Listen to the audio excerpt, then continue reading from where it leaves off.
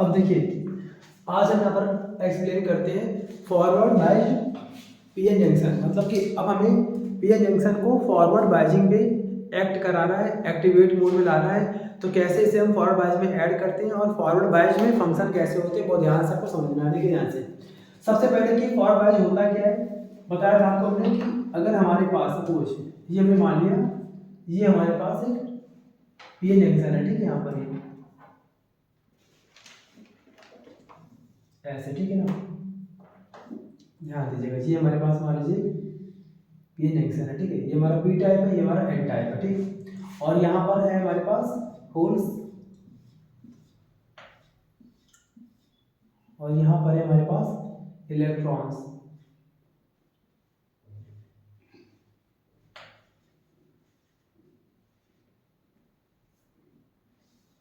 ठीक, ध्यान दीजिएगा। तो अगर हम इस पीएन जंक्शन को अगर हम ऐड करते हैं बैटरी या सेल से, तो इसको बोलते हैं बाइजिंग, ठीक है। ये देखिए,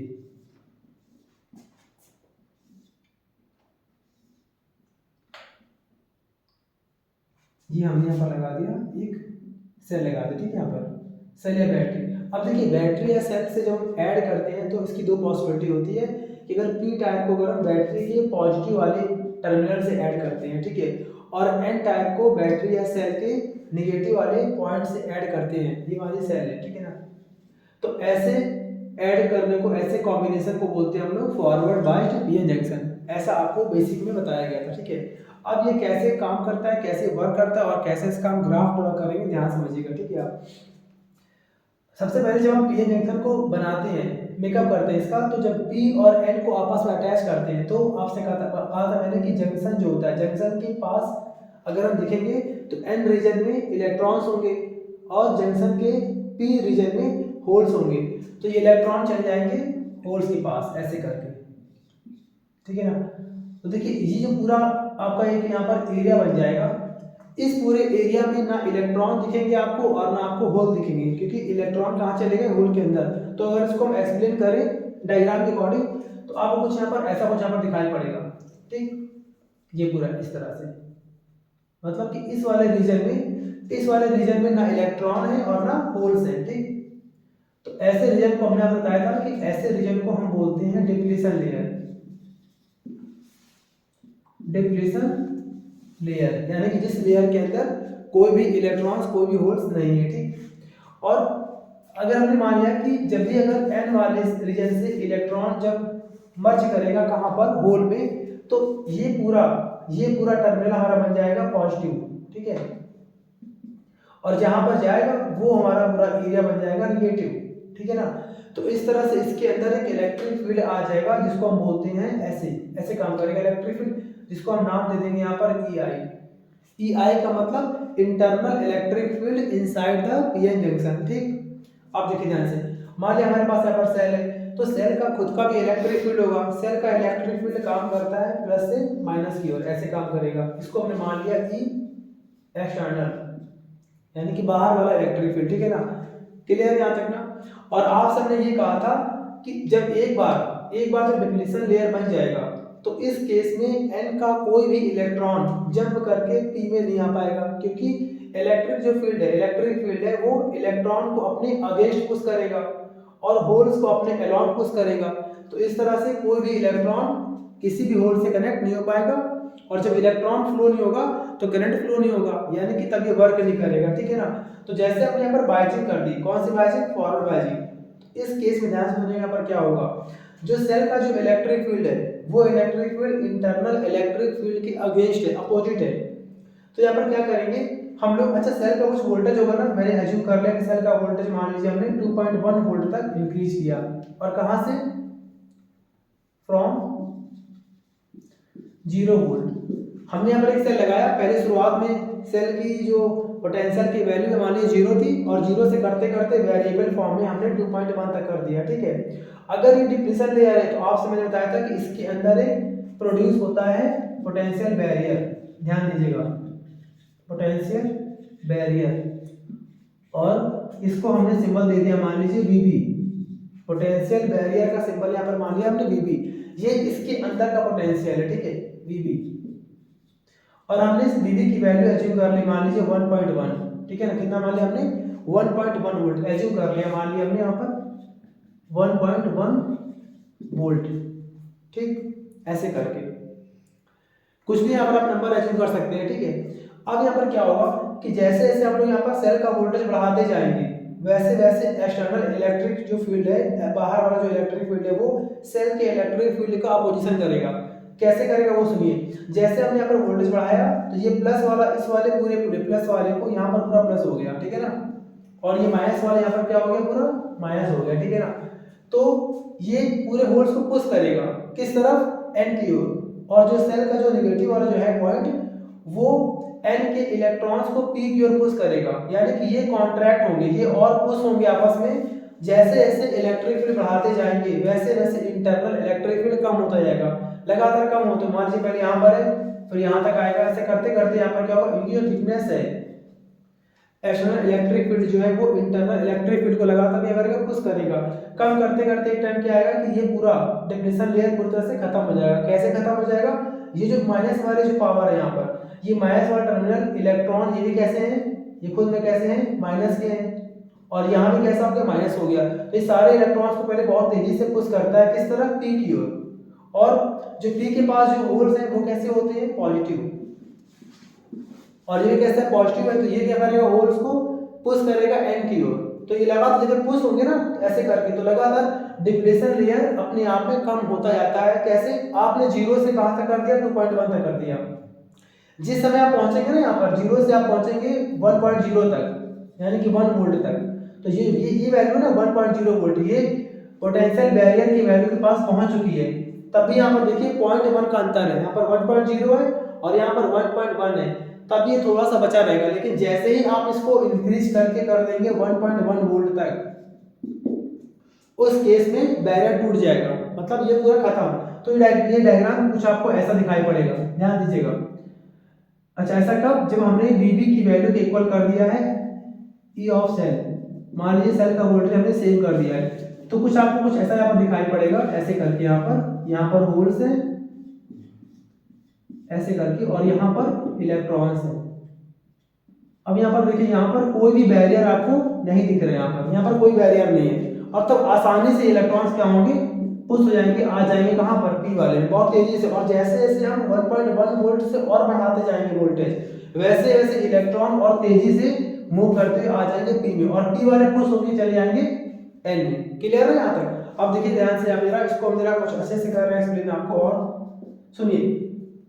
जब एन के इलेक्ट्रॉन्स, मान लिया हमने इसके बाद डायग्राम में और सिंपल डायग्राम को दिखा दे रहे हैं यहाँ पर। अब जब डिप्लेशन लेयर पूरी खत्म हो चुकी, मान लीजिए हमने डिप्लेशन लेयर को पूरी तरह से खत्म कर दिया है एक्सटर्नल इलेक्ट्रिक फील्ड से, ठीक है, उस केस के बाद आपको कुछ ऐसा दिखाई पड़ेगा। मान लिया हमने यहाँ पर ऐसे होल्स हैं यहाँ पर, और यहाँ पर इलेक्ट्रॉन्स है,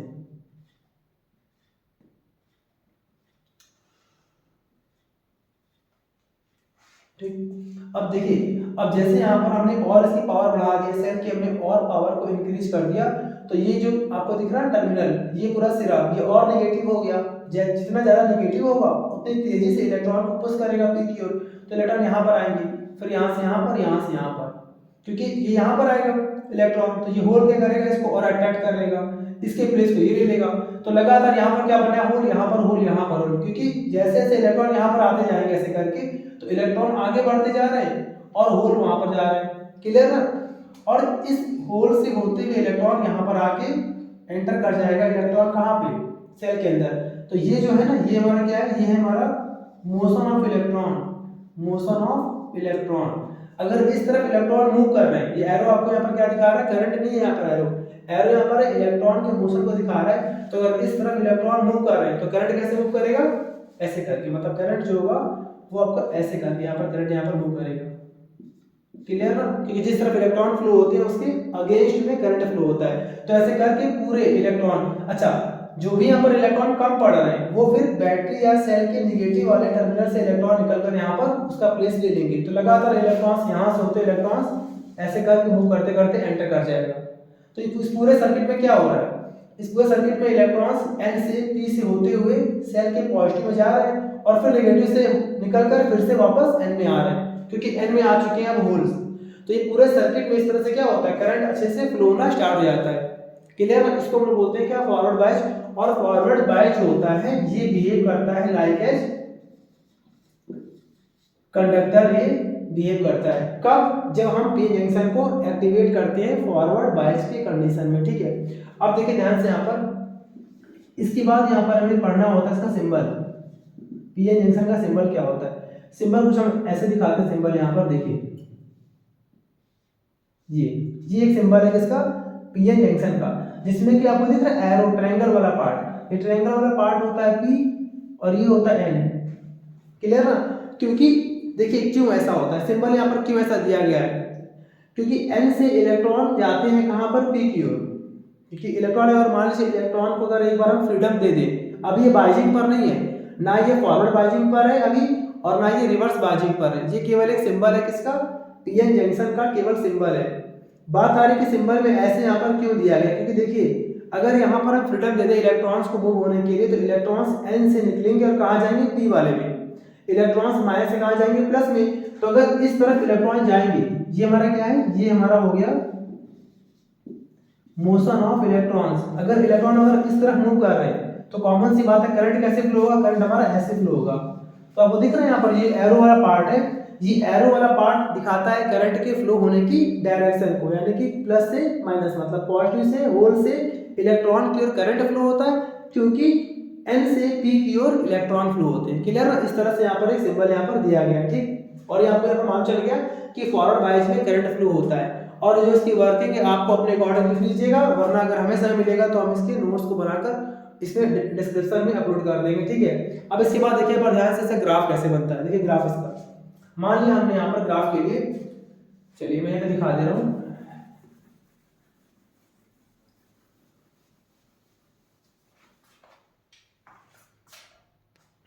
अब देखिए अब इसका हम ड्रॉ कर रहे हैं ग्राफ, ठीक है ना। तो यहाँ पर देखिए हेडिंग यहाँ पर डाल दे रहे हैं, ग्राफ फॉर फॉरवर्ड बायस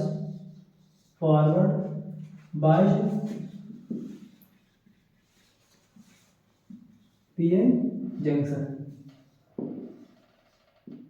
देखिए सपोज हमने मान लिया कि जो हमारे पास जो सेमी कंडक्टर हमने यहाँ पर लिया है वो हमने मान लिया सिलिकॉन SI, ठीक है ना। हमने जो यहाँ पर इस्तेमाल किया है मान लीजिए सेमीकंडक्टर, जिससे हमने तैयार किया है पी जंक्शन, तो वो हमने कंडक्टर यहाँ पर मान लिया सिलिकॉन है। और सिलिकॉन के लिए जो पोटेंशियल बैरियर होता है VB, वो होता है 0.6 वोल्ट। कितना होता है? 0.6 वोल्ट होता है। आप ध्यान रखिए यहाँ पर ये 0.6 होता है सिलिकॉन के लिए पोटेंशियल बैरियर, ठीक है ना। अब हमने यहाँ पर मान लिया ग्राफ, देखिए हमने पैसे मान लिया, ग्राफ ड्रॉ कर दिया हमने, ये बॉक्स हमने ऐसे कुछ बना लिया हमने यहाँ पर ऐसे, मान लिया हमने यहाँ पर V और यहाँ पर मान लिया हमने I। V यहाँ पर क्या है, जो हम यहाँ पर वोल्टेज अप्लाई कर रहे हैं वो V है, जो यहाँ पर हम अप्लाई करेंगे वोल्टेज सेल के द्वारा, ठीक है, सेल से। और I यहाँ पर क्या है, जब इलेक्ट्रॉन P से होते हुए सेल के प्लस वाले में एंटर कर जाएगा तो करंट फ्लो हो जाएगा। तो यहाँ पर I क्या है, जैसे जैसे वोल्टेज अप्लाई कर रहे हैं, वोल्टेज अप्लाई करने पर जो करंट मिलेगा वो यहाँ पर हम यहाँ लिखना है, ठीक है ना। सुनिए ध्यान से, शुरुआत में हमने यहाँ पर मान लीजिए वोल्टेज दिया 0.1 वोल्ट। कितना दिया हमने? 0.1 वोल्ट। तो बताइए कि क्या इस सर्किट में करंट फ्लो हुआ होगा? शुरुआत की बात कर रहे हैं। तो 0.1 वोल्ट जो हमने यहाँ पर अप्लाई किया हुआ 0 से 0.1 वोल्ट, और अगर VB की वैल्यू कितनी है 0.6 है, तो करंट कितना हुआ होगा? 0। क्यों? क्योंकि जब तक आप ये जो हम अप्लाई कर रहे हैं, ये हम अप्लाई कर रहे हैं बाहर से, ठीक है ना, जब तक हम सेल से VB से ऊपर का वोल्टेज अप्लाई नहीं करेंगे तब तक कोई भी करंट फ्लो नहीं है, क्योंकि वहां पर पोटेंशियल बैरियर बना हुआ है। पोटेंशियल बैरियर करंट को फ्लो होने से रोक देगा। तो यहाँ पर हमने वोल्टेज दिया 0.1, करंट मिला 0। फिर हमने यहाँ पर कर दिया 0.2 कर दिया, हमारा आ गया 0। हमने एक और यहाँ पर वैल्यू ले ली, हमने यहाँ पर 0.5 किया, करंट यहाँ पर 0 आ गया, ठीक है ना। ऐसे करके जो हमने यहाँ पर लिया कितना 0.7, करंट मान लीजिए यहाँ पर फ्लो हो गया 1 एम्पियर, ठीक है। हमने यहाँ पर मान लिया मिली एम्पियर में होता है करंट, बहुत ही स्मॉल क्वांटिटी में, तो मैंने मान लिया यहाँ पर 1 मिली एम्पियर, ठीक है ना। फिर हमने यहाँ पर लिया 1.2, तो यहाँ पर हो गया मान लीजिए 3.0 मिली एम्पियर, ऐसे करके। तो आप देखिए ध्यान से यहाँ पर क्या हो रहा है, जैसे हमने यहाँ पर 0.6 या 0.6 से कम रखा था तो करंट हमें कुछ नहीं मिल रहा था, रीडिंग यहाँ पर 0 आ रही थी। और जैसे ही हमने यहाँ पर जो अप्लाई किया है सेल का वोल्टेज, जैसे उस सेल के वोल्टेज को पोटेंशियल बैरियर यानी कि VB 0.6 से ऊपर किया, तुरंत हमें यहाँ पर करंट मिल गया। तो डायग्राम आपको मैं यहाँ पर दिखा रहा हूँ, ग्राफ इसका ध्यान दीजिए। तो ग्राफ कैसे ड्रॉ कर रहा हूँ हम लोग को, मान लीजिए ऐसे यहाँ पर करके हमने एक यहाँ पर लाइन ड्रॉ कर ली ऐसे, और ये देखिए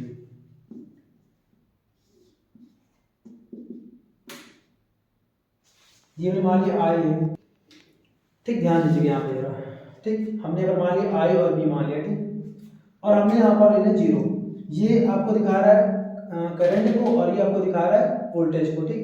शुरुआत में मान लिया हमने यहाँ पर मान लीजिए 0.1 है, यहाँ मान लिया हमने 0.2 है, यहाँ मान लिया हमने 0.5 मान लिया हमने, यहाँ मान लिया हमने 0.7 मान लिया, यहाँ मान लिया हमने 1.2, ये सारे हमारे वोल्टेज की रीडिंग है, ठीक है ना।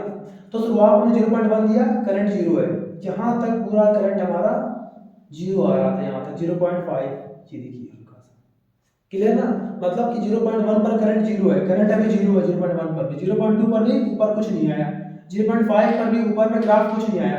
जैसे 0.5 के ऊपर बड़े हल्का सा ग्राफ उठा है और ऐसे करके आपको यहाँ पर ड्रॉ कर देना, ऐसे करके ये देखिए, मतलब 0.7 पर भी है 1.2 पर भी है, क्लियर ना। तो ये हमारा ग्राफ में बन गया, ये पूरा हमारा बन गया है फॉरवर्ड भैया, यहाँ से पूरा यहाँ तक ये पूरा ग्राफ ऐसे हमारा ड्रॉ हुआ, ठीक है ना भाई। 0.7 पे देखिए यहाँ पर करंट मिल गया आपको यहाँ तक, फिर 1.2 पे करंट हमें और मिल गया यहाँ तक, ऐसे करके लगातार हम बढ़ाते जाएंगे और हमारा ये ग्राफ यहाँ पर बढ़ता जाएगा, क्लियर ना।